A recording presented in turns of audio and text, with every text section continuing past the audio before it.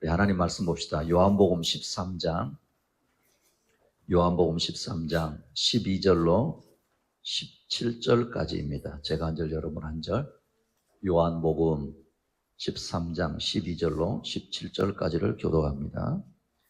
그들의 발을 씻으신 후에 옷을 입으시고 다시 앉아 그들에게 이르시되 내가 너희에게 행한 것을 너희가 아느냐? 너희가 나를 선생이라 또는 주라 하니 너희 말이 옳도다. 내가 그러하다. 내가 주와 또는 선생이 되어 너희 발을 씻었으니 너희도 서로 발을 씻어주는 것이 옳으니라.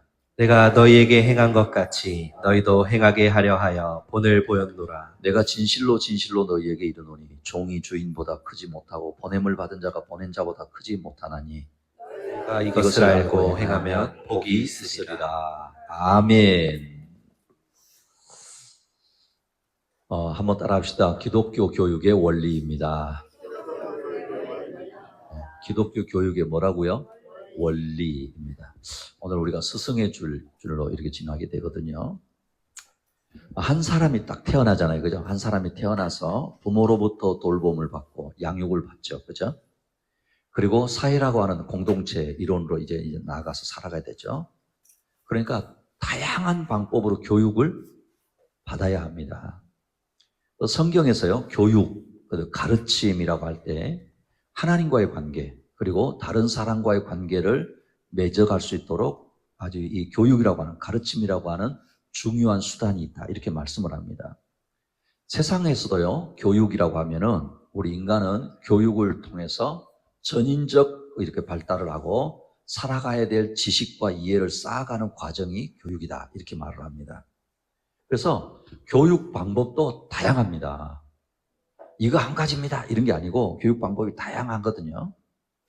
특히 이제 어떤 그 교육학자의 입장에 따라서 교육의 방법이 다른데 아마 들으신 분들 있을 거예요. 이런 분들 있어요. 아이들이 이제 이 머릿속은 백지 상태와 같다는 거예요. 아이들이 딱 태어나면. 그래서 어른이 알고 있는 것을 주입해서 채워줘야 된다라는 그런 교육의 입장이 있어요. 주지주의 입장이라고 하는데, 그러니까 아이들은 아무것도 모르니까 그냥 어른들이 채워줘야 됩니다. 이렇게 생각하는 입장도 있고요. 또 어떤 거냐면 교육이라는 건 다른 건 아니고 오직 사랑에 의해서 전 인격의 어떤 조화를 갖추게 만들어줘야 됩니다. 그래서 어린이 인격을 존중하고 절대 간섭하거나 안 된다고 해서는 안 됩니다. 이런 입장도 있어요. 우리 아이들 좀 매력적이죠? 대표적인 이 교육학자는요, 우리가 잘 아는 페스탈로치라고 하거든요. 이런 분들은 직관주의적 교육이라고 말하거든요. 근데 문제는 뭐냐 하면 너무 지나쳐버리면 방임주의자가 된다는 거예요. 그럴 수도 있죠. 이런 부분이 있어요. 여러분, 우리나라의 교육의 어떤 이 여러 가지 일들이 있는데 그 가운데 우리는 어느 영향을 많이 받았냐 하면 일본의 영향을 많이 받았어요. 일본을 통해서 우리나라에 들어온 교육 사상인데 미국의 스토크 박사라고 하는 사람이 제창한 교육 방법이에요. 아이들의 독립심을 길러줘야 된다는 거예요. 또 그럴 수 있죠, 그죠? 아이들의 독립심을 막 길러줘야 된다는 거예요. 그래서 낳자마자 따로 재우는 거예요. 가끔 여러분 미국 같은 데라든지 이런 방송에 보면 어때요? 우리는 품에 안고 싶은데 그냥 탁 별개로 아이가 태어났는데 따로 두잖아요. 그래서 낳자마자 따로 이제 재우는 겁니다. 특별하게 막 위험한 경우가 아니면 스스로 일어나게 하고 자기가 저지른 일은 자기가 해결해야 돼. 이렇게 또 이야기를 하는 겁니다. 이것도 부모들 입장에서는 어때요? 괜찮죠? 그런 거 같잖아요. 그죠? 근데 문제는 나중에 이제 문제가 대두되기 시작했어요. 이거를 제창했던 스토크 박사도 인정을 했는데 역시 이게 방치하게 되는 거예요. 왜냐하면 지 스스로 알아서 할 건데 하여튼 방치하게 되어지고 또 유아 사고가 속출했어요. 그래서 이게 이제 일본에서 먼저 받아들였는데 이게 1970년대 일본의 이 교육의 후유증이 나타나는 게 뭐냐면 학원 폭력, 그 다음에 이지메라든가 따돌림이라든가 이런 게 유행하게 되어진 겁니다. 심지어는 교사들이 이제 학생들에게 막 맞는 일이 일어나는 거예요. 여러분, 우리나라 어때요? 약간 그런 게 있죠. 그러니까 그냥 교육의 현장에서 일어나는 일이 그냥 일어나는 게 아니라는 거예요. 어떤 교육가의 교육에 대한 어떤 의견인데 그거를 받아들이고 그게 이제 오랜 시간을 가지면서 결과가 나타나는 겁니다.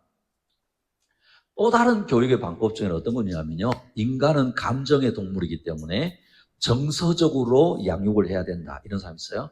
그래서 어떻게 하냐면 육체적인 어떤 접촉을 통해서 감정과 의사를 전달해야 되고 청년 때까지도 이렇게 해야 된다. 이게 넬슨이라고 하는 분의 이론인데 그런 부분이 있습니다. 여러분 이것도 어때요? 아, 그렇겠구나. 우리가 동의할 수 있는 부분도 있다는 거예요. 코로나 팬데믹 이후에는요, 교육 분야에 심각한 고민들이 생겼습니다. 왜 그러냐 하면 교육의 현장에서 만나야 되는데 만나지 못하죠. 그래서 어떻게 됩니까?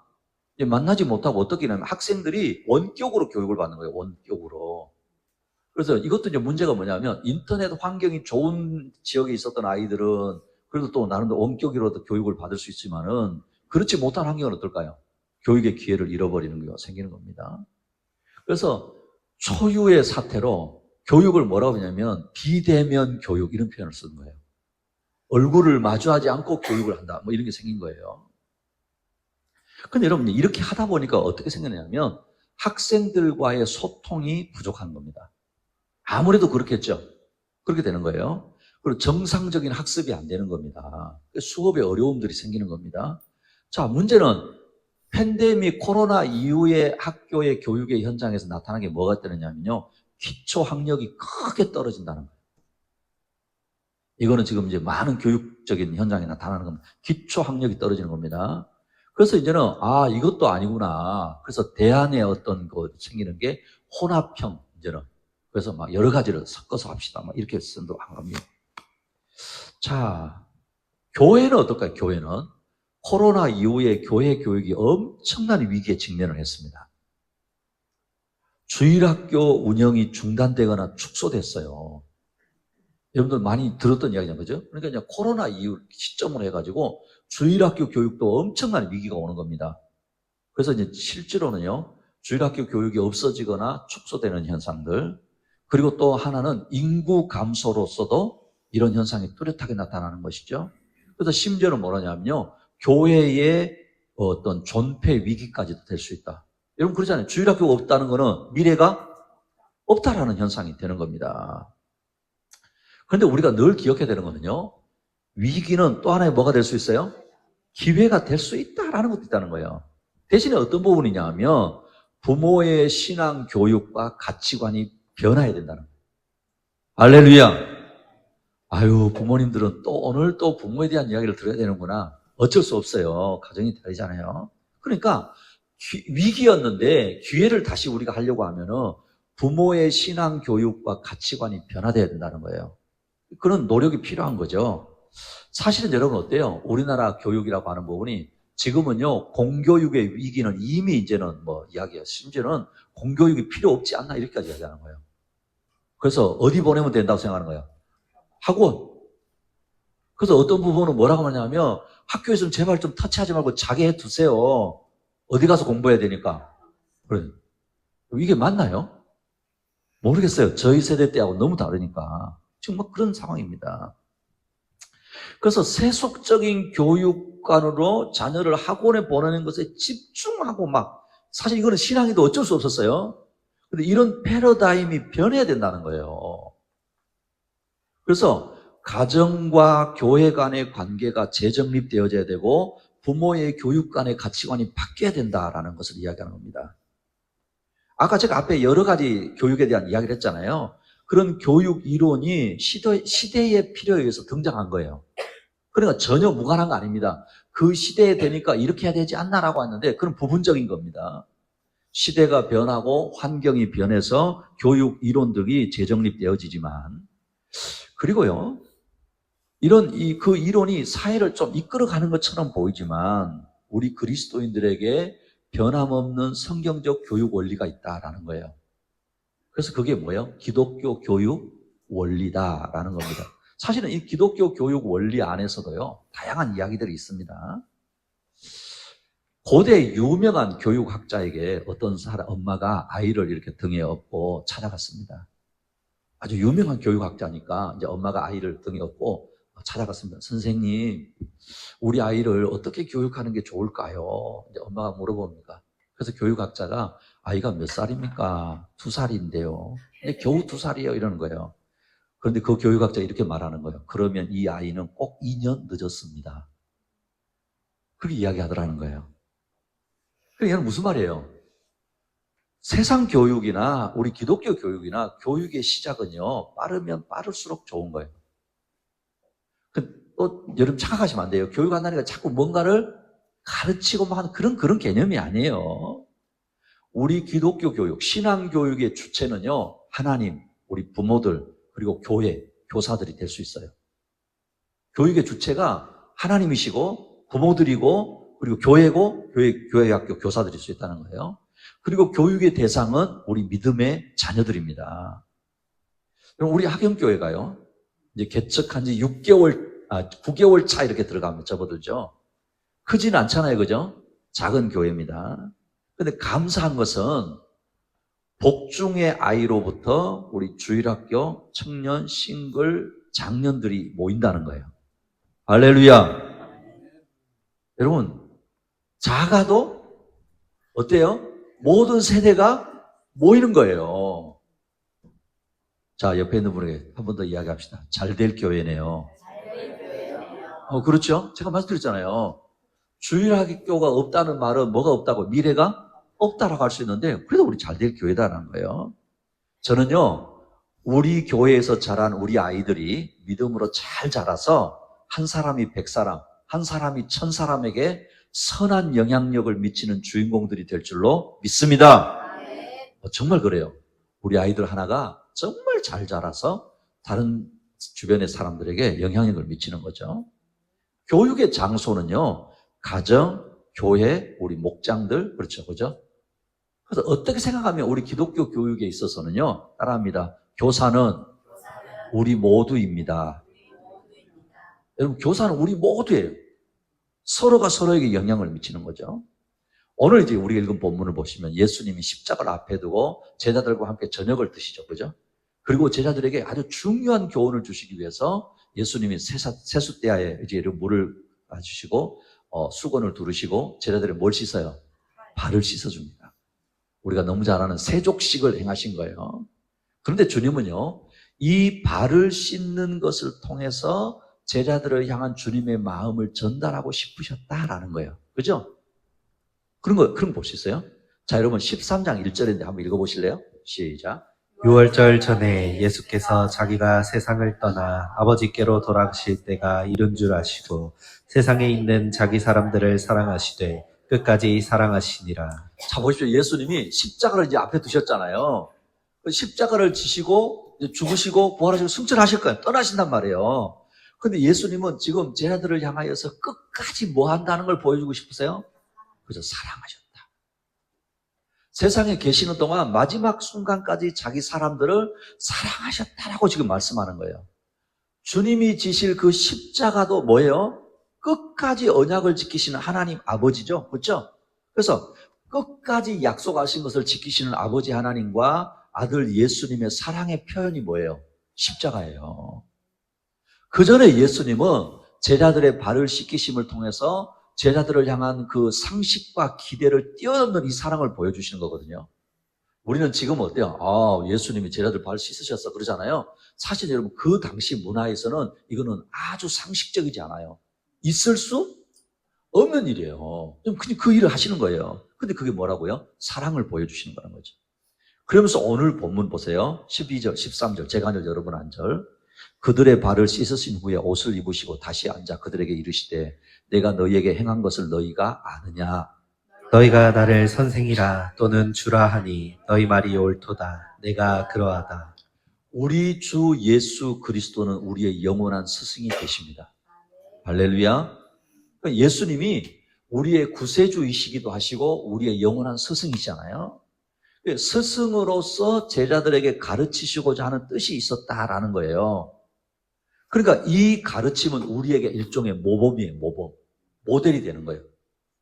그러니 우리 기독교 교육의 목적은요, 참된 스승이신 예수님을 닮은 제자를 만드는 거예요. 여러분 기억하십시오. 우리 기독교 교육의 그 목적은 우리의 참된 스승이신 예수님을 닮은 제자를 만드는 거구나. 그러면 제자를 만드는 거니까 누가 먼저 제자가 돼야 되는 거예요? 그렇죠. 내가 먼저 제자가 될 때 제자가 만들어지는 거예요. 단순히요, 예수님의 가르침을 지식적으로 전달하는 것이 아니라 예수님의 사역과 성품을 따르고 닮는 자를 만드는 것이다 라는 거예요. 그래서 오늘은요, 기독교 교육의 원리를 한번 세 가지로 생각해 보겠습니다. 첫 번째, 따라합니다. 보고 배우는 원리입니다. 뭐 하는 원리요? 보고 배우는 원리요. 자, 15절을 여러분 읽어보세요. 15절. 시작. 내가 너희에게 행한 것 같이 너희도 행하게 하려 하여 본을 보였노라. 그렇죠? 자, 우리의 참 스승이신 예수님 지금 뭐라냐면, 내가 너희에게 행한 것은 너희도 행하게 하려 하여 뭘 보였다고요? 본을 보였노라 그랬습니다. 그러니까 지금 너희들이 본 바대로 스승으로서 너희 발을 씻는 이 모습을 보여주는 것은 너희들도 서로의 발을 뭐 해라? 씻어주어라. 그럼 여러분 한번 생각해 봅시다. 정말 발 한 번 씻어주면 교육 다 하는 것이 될까요? 단지 발을 씻어주는 게 목적일까요? 그렇지 않다는 거 아시겠죠? 그렇죠? 발 씻어주는 것 자체가 목적이 아니라는 거예요. 여러분, 예수님이 누구십니까? 자, 우리 빌립보서 2장 6절에서 8절, 제가 한 절, 여러분 한 절. 제가 개역 성경을 읽을 테니까, 개정을 읽을 테니까 여러분 세 번 정도 읽어보세요.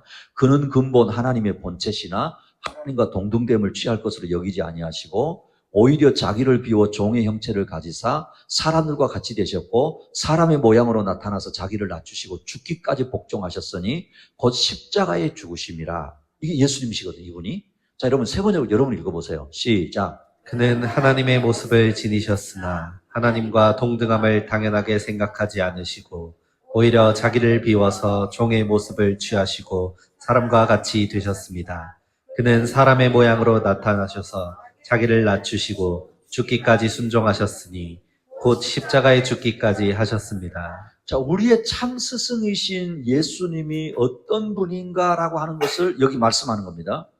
창조주 하나님이 당신의 그 자리, 보좌를 버리고 낮고 낮은 인간의 모습으로 오셨다는 거예요. 죄인의 모습으로 이 땅에 오시기까지 아버지 하나님께 대하여서 순종하셨다라는 거예요.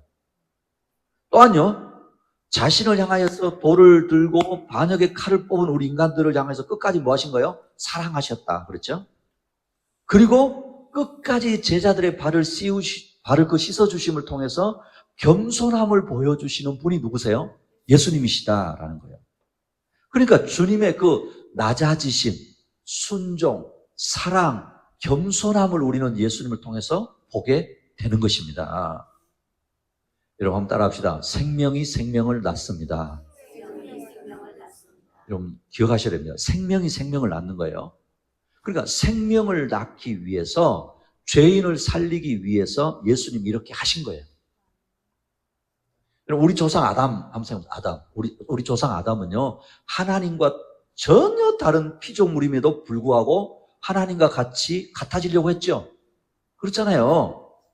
그런데 예수님은 하나님과 본질상 같은 분이시면서 자신의 특권을 다 버리고 인간이 되셨다라는 거예요. 뭐 하기 위해서요? 저와 여러분을 살리기 위해서, 생명을 살리기 위해서. 예수님은 생명을 살리는 것이라고 한다면 특권도 버리셨다라는 거예요. 낮아지셨다라는 거예요. 여러분, 우리가 사는 세상 한번 보세요.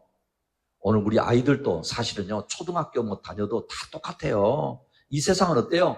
한 발 더 앞서고 한 단계 더 올라가기 위해서는 옆에 있는 친구, 이웃을 뭐 해야 돼요? 그렇죠. 경쟁해서, 그죠? 심지어는 여러분, 말은 하지 않는데요, 제거의 대상으로 삼도록 유혹해요, 세상은. 제가 없으면 네가 1등이야. 저 사람 없으면 네가 더 높은 자리 갈 수 있어. 그렇죠? 그렇게 세상은 우리를 유혹한다는 거예요. 그런데 여러분 보십시오. 우리 예수님은 더 낮은 자리로 내려가셨다. 그래서 예수님에게 십자가의 그 순종은 선택이 아니라 필수였어요. 예수님이 십자가를 지시기 위해서는 순종하지 않을 수가 없는 겁니다. 이런 것을 예수님은 말씀만 하지 않고 제자들에게 보고 배우라고 하신다라는 거예요. 그러니까 여러분 보십시오. 예수님을 보고 배우는 것은요, 저와 여러분에게, 우리 성도들에게 선택일까요? 필수일까요? 당연히 필수예요. 사랑하는 우리 학연교회 식구 여러분, 저와 여러분이 예수님을 닮아가는 것, 예수님의 제자가 되기를 원한다고 한다면 순종이 필수이시기를 축복합니다. 예수님 닮아가는 게 필수라는 거죠. 여러분, 그렇게 하게 되어질 때 자신이 살고 가정에서 자녀들이 살아나고요, 목장과 교회라고 하는 공동체가 살아납니다. 왜냐하면 내 안에 생명이 있어야 생명이 살아날 수 있기 때문에 그런 거예요. 그래서 예수님은 말씀만 하지 않으셨다라는 거예요. 여러분 한번 생각해 보십시오.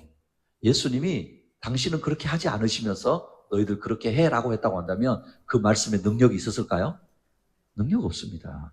예수님이 제자들에게 기도해라라고 하셨을 때는 예수님도 뭐 하신 거예요?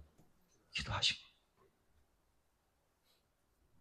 예수님이 사랑해라고 하셨을 때는 예수님이 사랑하신 거예요.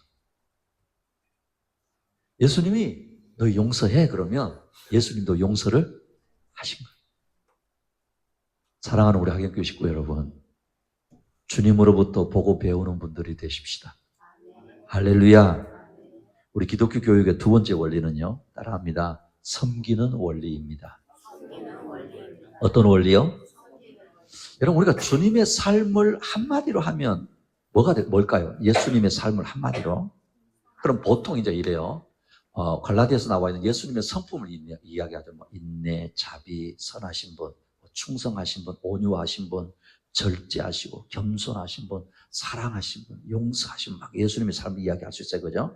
근데 물론 주님의 성품으로 나타난 거예요, 이런 것들이. 그러네요.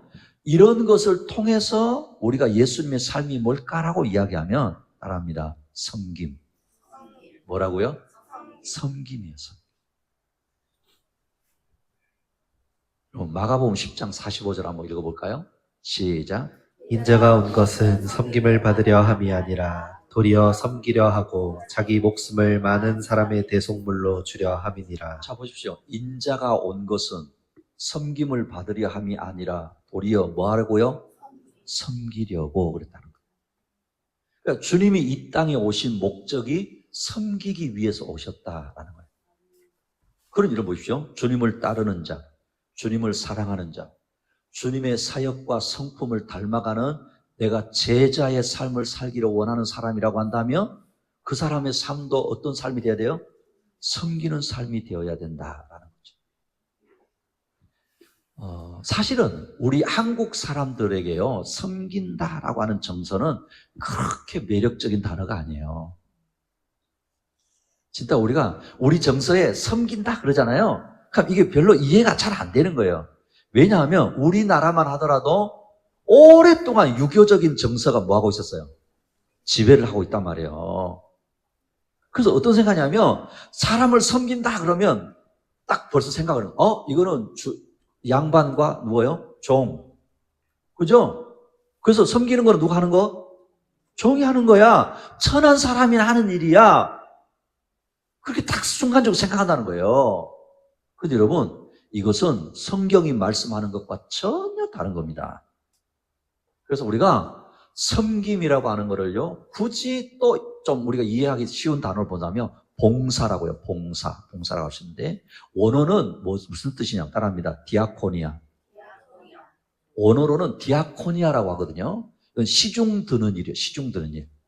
섬기는 일이에요. 이게 바로. 그럼 마치 이런 겁니다. 좀 고급 식당 같은 데 가보시면 이래요. 그냥 요리만 탁 주지 않고 옆에 한 사람이 여기다 딱 하고 딱 그 식사하시는 분 옆에서 탁 일하고 있단 말이에요. 필요를 이제 뭐 하는 거예요? 채워주기 위해서. 그게 시중 드는 거예요. 그래서요, 신학자였던 칼 바르트라고 하는 스위스 목사님이신데 이 칼 바르트는 이렇게 이야기했어요. 섬김의 삶은 자기의 목적이나 계획이 있음에도 불구하고, 그러니까 섬김의 삶이 뭐냐면 자기의 목적이나 계획이 있음에도 불구하고 교회의 필요와 의도와 지시에 따라서 행동할 때의 의지와 수고, 행동이다 이랬어요. 쉬운 건데 너무 어렵게 말해놓은 거예요. 그러니까 이런 거예요. 섬김이 뭐냐? 성경에서 예수님이 섬기러 오셨다라고 이야기했는데 그 섬김이라고 하는 거는 여러분 보십시오. 누구든지 사람은요, 시간과 몸과 재물을 가지고 있어요. 그죠? 누구든지 동일한 시간, 몸, 재물을 가지고 있잖아요. 그건 잘 보세요. 자, 누구나 시간과 이 몸과 재물을 가지고 있는데 어떤 사람은 쾌락을 위해서 써요. 쾌락. 어떤 사람은 그죠? 향락을 위해서 쓰잖아요. 어떤 사람은 자신만을 위해서 써요. 그렇죠? 어떤 사람은요, 하나님의 뜻과 사랑을 드러내기 위해서 사용하더라는 거예요. 이게 섬김이에요. 자, 여러분은 어떤 사람입니까? 내 몸, 자기 자신, 시간, 재물을 어떤 것에 쓰이고 있습니까? 사용하고 있어요? 그래서 섬김이라고 하는 의미는 그것을 하나님의 뜻과 사랑을 드러내기 위해서 사용하는 사람입니다. 그래서 예수님이 우리에게 섬기는 종이 되라고 하셨잖아요. 그러니까 이거는 아주 간단한 거예요. 뭐라고 표현하시냐면 너 자신의 필요보다 주님의 필요가 먼저이면 섬기는 거야. 이렇게 말씀합니다. 할렐루야. 그러니까 여러분 꼭 어떤 내가 무언가를 누구에게 행위를 해주는 것만 아니라는 거예요. 사실은 여러분 주일도 보세요. 주일 여러분이 하나님을 섬기는 시간이에요. 그렇죠? 교회를 섬기는 거예요. 오늘 같은 날, 오랜만에 날씨 좋네. 놀러나 갈까? 나를 위해서 써야지. 내 마음대로 해야지. 그럴 수 있잖아요. 그런데 뭐 하는 거예요? 자기의 필요를 먼저 하지 않고 주님의 필요를 내가 우선해야 되겠구나. 뭐 하는 거예요? 섬긴 거예요. 여러분 보십시오. 가정과 교회가 주님의 목적과 의도대로 잘 세워지려고 하면 이 원리가 작동하면 돼요. 할렐루야. 여러분 기억하십시오. 그러니까 우리 가정, 교회, 목장 우리가 흔히 말하는데 우리가 속한 어떤 공동체가 정말 주님의 목적과 의도대로 가려고 하면 이 원리가 작동하면 된다니까요. 갈수록 여러분 이기주의입니다. 그죠? 세상을 잘 보십시오. 저는 저와 여러분이 세상에 물들지 않기를 축복합니다. 우리 아이들 특히 보십시오. 이기주의, 탐욕주의가 세상을 지배하는 탐욕. 그렇죠? 근데 문제는 여러분 그게 세상에서만 작동하는 게 아니에요. 어디까지 들어오는 거예요? 가정과 교회까지 들어오는 거예요. 그러니까 여러분 어떻게 될까요? 가정과 교회도 세상적인 것들이 작동을 하기 시작하니까 진짜 행복해질까요? 여러분 보십시오. 자기는 행복할 줄 모르는데 다른 사람들은 희생하는 거예요. 맞아요? 틀려요? 심각한 겁니다. 그런데 이런 이기주의, 탐욕주의를 극복할 수 있는 능력은 섬김의 삶을 살아갈 때 나타날 수 있다는 거예요. 그러니까 여러분 가정에서, 목장에서, 교회에서 모두 자기만 섬겨달라고 하는 삶만 된다고 한다면 여러분 거기가 천국일까요? 지옥일까요? 네, 지옥은 따로 안 가봐도 돼요. 진짜 그래요. 자기만 섬겨달라고 하는데 그게 어떻게 천국이 돼요? 주님의 섬김으로 자신이 이 자리에 있음을 알고 그 주님을 섬기듯이 가정을 섬기고 목장을 섬기고 교회를 섬기고 이웃을 섬길 때 선한 영향력이 나타나고 작은 천국을 이룰 수 있는 줄로 믿습니다. 여러분 이거예요. 여러분 우리 학연교회가 즐겁습니까? 괴롭습니까? 미안하다 우리 애들아. 어떤지 모르겠어. 조직이 무서워서 또 할 수 없이 왔을 수도 있잖아요. 우리 학연교회가 행복하고 정말 즐겁고 그랬으면 좋겠어요. 그런데 제가 봤을 때는 현재로는 그래요. 왠지 아십니까? 서로 섬기려는 마음이 더 크기 때문에. 진짜 그래요. 서로 섬기려고 하는 마음이 더 크기 때문에 우리가 작은 행복을 누리는 거예요. 주일 식사를 딱 준비하려고요. 우리 집사님들, 권사님들 막 산으로 들러도 다녔다는 거 아세요? 어떻게 하면 주일날 우리 식구들 좀 맛있는 거 먹일 수 있을까? 막 고민하잖아요. 그렇게 준비하시면서 기분 나쁘셨어요? 신권사님. 그걸 기분 나쁘지 않으셨죠? 준비하면서. 가보시면. 구종록 집사님. 쑥 뜯어가면서 기분 나쁘셨어요? 그렇잖아요.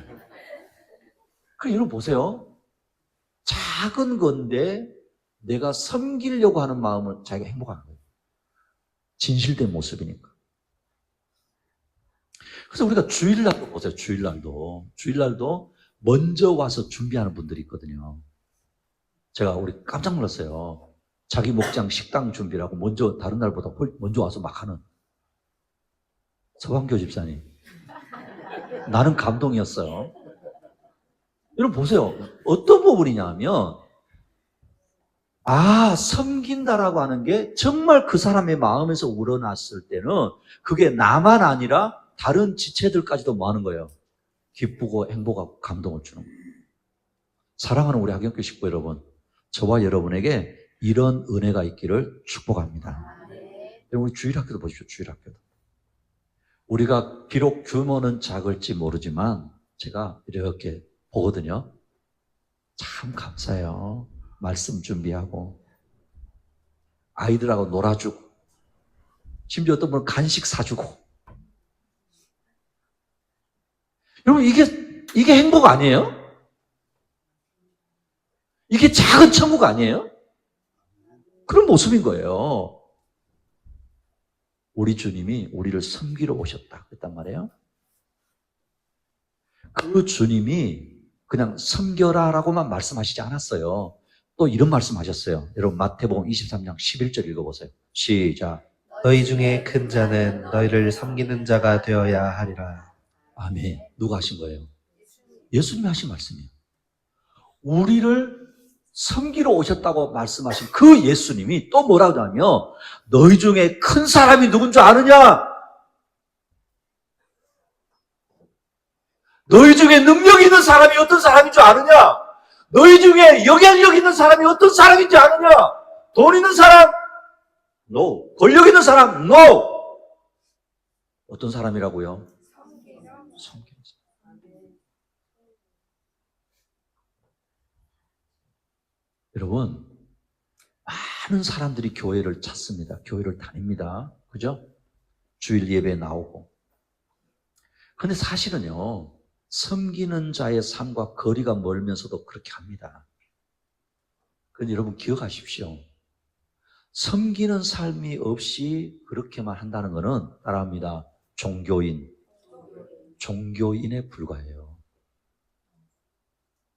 왜요? 예수님이 그 사람의 삶에 아무런 영향과 능력을 나타내지 못하는 거니까. 저는 우리 학영교회는 이런 분이 한 분도 없기를 축복합니다. 그렇습니다. 사랑하는 우리 학영교회 식구 여러분, 섬기는 분들이 되시기를 축복합니다. 기독교 원리 마지막 세 번째는요, 따라합시다. 알고 행함으로 복을 받는 원리입니다. 자 보세요. 알고 행함으로 복을 받는다 그랬죠? 여러분 우리 신앙교육, 그러니까 기독교 교육의 궁극적인 목표는 우리 모두가 주님의 제자가 되는 거예요. 그렇죠? 예수님 닮고 싶습니다라고 하는 게 다른 말 아니에요. 예수님의 제자가 되고 싶습니다. 이런 거잖아요. 그럼 여러분 우리가 이 땅에서 주님을 닮아가고 닮은 것만큼 천국을 우리가 맛보고 살게 되거든요. 예수님이 천국의 주인이시잖아요. 그 예수님의 삶을 닮은 것만큼 이 땅에서 천국을 맛보는 거거든요. 내가 맛본 것만큼 다른 사람에게 증거하고 살지 않겠어요? 할렐루야! 그러다가 주님 앞에 가는 거예요. 아우, 천국이 어디입니까? 나도 몰라. 그냥 죽으면 가는 거 아니야? 그 사람은 아직도 멀었어요. 아니에요. 오늘 주님은 분명히 말씀합니다. 17절에 보십시오. 너희가 이것을 알고 행하면 뭐라고요? 복이 있으리라. 이걸 세 번역으로 여러분 읽어보세요. 시작. 너희가 이것을 알고 그대로 하면 복이 있다. 자 보세요. 너희가 이것을 알고, 사실 지금 이 시간에 우리가 알고 있는 시간이잖아요. 알아가는 시간이잖아요. 맞죠? 근데 거기서 끝나면 안 된다는 거예요. 그것을 알고 뭐 하면? 그대로 하면. 여러분 기억하십시다. 여기 복이 있으리라라고 하는 거는 여러분이 단어를 다 넣어도 돼요. 행복이 있다? 천국이 있어. 무슨 말씀하시는 거예요? 오늘 주님은 주님의 제자들이 주님의 말씀을 알고 그대로 행하면 복이 있다라고 하셨어요. 그러니까 여러분, 주님의 말씀과 삶을 보고 배운 대로 살아가면 복이 임하는 것입니다. 그래 여러분, 자, 이 복이 임하는 장소, 교육의 장소가 어디일까? 따라합니다. 내가 살아가는 모든 영역. 여러분, 우리가 이제는 이 교육의 장소는 내가 살아가는 모든 영역인데 특히 가정이 첫 번째 장소. 그리고 목장과 교회예요. 제가 앞에 말했던 그 교육학자 페스탈로치 잘 알잖아요. 이분이 그랬단 말이에요. 가정은 가장 훌륭한 최초의 인간관계가 맺어지는 곳이다. 사실은 성경이 이미 다 한 이야기예요. 가정은 가장 훌륭한 최초의 인간관계가 맺어지는 곳이에요. 현대 교육의 아버지인 코메니우스나 루소 같은 사람도요, 이렇게 이야기했어요. 하나님을 알게 하는 가정교육이 세상에서 제일 높은 교육이다. 그럼 하나님을 알게 하는 가정교육이 제일 높은 교육이라는 거예요. 그러니 부모의 교육적 사명이 크다는 것을 깨달아야 됩니다. 아이들은요, 부모를 통해 인생의 교과서 첫 페이지를 배우는 거예요. 그래서 여러분, 우리가 이제 가정을 이렇게 보면은요, 아, 교육의 가장 중요한 장소구나라는 건 다 동의하잖아요. 그죠? 그런데 문제는 동의는 하는데 그렇게 살아내지 못하는 거예요. 가정교육은요, 아주 형식이 없어요. 비의도적이에요. 무슨 말이냐면 학교에 가면 뭐가 있어요? 교과서가 있잖아요. 교과 과목이 있잖아요. 의도적으로 시간을 정해놓고 뭐예요? 가르치죠. 맞잖아요. 혹시 여러분 가정에 교과서 있어요? 여러분 가정에는 시간표가 있습니까? 없잖아요. 그런데 가정은요, 형식을 훨씬 뛰어넘어서 전체적인 교육이 이루어지는 것이에요. 심지어 여러분, 뭐라고 표현도 하는 줄 아세요? 따라합니다. 한 사람의 인생 전부를 살리고 죽인다. 그곳이 어디예요? 가정교육. 한 사람의 인생 전부를 살리기도 하고 죽이는 교육이 이루어지는 곳이 어디라고요? 가정이라는 거예요. 그만큼 영향력이 크다는 거예요. 그래서 가정에서는 모든 시간 안에서 자기도 모르게 가르치고 배우는 거예요. 참 저도 이런 말 할 자격이 별로 없어요. 부모의 얼굴이 교과서예요. 부모의 얼굴이 교과서예요. 가정 분위기가 교과서예요. 부모의 일상적인 언어와 삶 자체가 교육의 내용이에요. 그러니까 여러분, 보고 배운다고 그랬잖아요. 가정에서 보고 배우는 거예요. 무엇을 보여주느냐가 얼마나 중요한지 모릅니다. 무엇을 듣게 하느냐가 얼마나 중요한지 모릅니다. 자녀들의 인격 형성에 영향을 미치는 거 있거든요. 미치는 사람들이 있어요. 당연히 부모예요. 49% 이상이 동의했어요. 선생님 그 다음에요. 22.5%. 형제 자매 8.5%. 이웃 어른 뭐 있고 기타 그럴 수 있어요. 그러니까 여러분, 비록 부족하고 연약함이 있는 부모이지만 모든 일에 하나님을 경외하는 부모가 되시기를 축복합니다. 여러분, 이거는 우리가 어버이 주일 때 제가 말씀드렸잖아요. 부모도 완벽할 수 없어요. 부족한 것 투성이에요. 그럼에도 불구하고 모든 일에 하나님을 경외하는 부모가 돼야 되는 거예요. 어려운 일, 살다 보면 어려운 일 있잖아요. 힘든 일 있잖아요. 그때 부모가 좌절하거나 낙심하지 않고 세상적인 방법으로 해결하려고 하지 않고 오직하게 하나님을 의지하고 기도하는 부모가 되는 것. 그게 자녀들에게도 복입니다. 그걸 볼 수 있어요. 왠지 아십니까? 인생 살다 보면 다 비슷해요. 우리 자녀들도 앞으로 살다 보면 부모님들이 그 순간 겪었던 어려운 일, 힘든 일을 좌절할 수 있는 일을 만날 수 있단 말이에요. 그럴 때 우리 아이들은 누구를 생각하는 거예요? 부모를 생각하고, 아빠를 생각하고, 엄마를 생각하는 거예요. 아, 우리 엄마 아빠는 이걸 어떻게 극복했더라? 보고 배우는 거예요. 그래서요, 때로는 여러분 어떤 부분이냐면 이 교육을 한다라고 하는 의미 속에는요, 성경에서 부모가 자녀에게 사과해야 하는 상황들이 있다고 말씀드렸죠? 그렇잖아요. 지난 2주간의 에베소서를 통해서 말씀 뭐라고요? 내 자녀를 뭐 하지 마라? 노엽게 하지 말라라고 하죠. 자녀를 분노하게 했다고 한다면, 부당하게 했다고 한다면 부모라 할지라도 용서를 빌고 사과하라는 거예요. 저는 많이 해봤거든요. 그럼 보십시오. 부모가 자녀에게 사과할 때, 여러분 이게 그냥이 아니에요. 진짜 부모가 성령의 인도함을 받아서 자녀에게 사과를 할 때 상처를 치유합니다. 신뢰가 회복됩니다. 도움이 된다니까요. 그리고 특별히 우리 자녀들은 뭘 배우는 줄 아세요? 도덕적 가치와 정서적 안정감을 배운답니다. 물론 부모가 자녀에게 사과를 하고 뭐 용서를 빌 때 그 타이밍, 그 다음에 방법도 중요해요.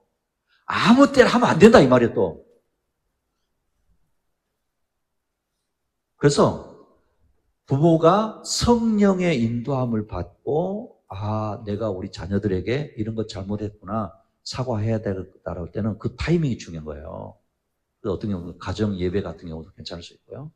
우리 가족 목장 같은 경우도 괜찮을 수 있습니다. 왜요? 뜬금없이 사과하면 이상하잖아요. 그래서 그런 시간을 통해서 내가 그렇게 하지 못했었구나. 아빠 때문에 네가 그렇게 아팠구나.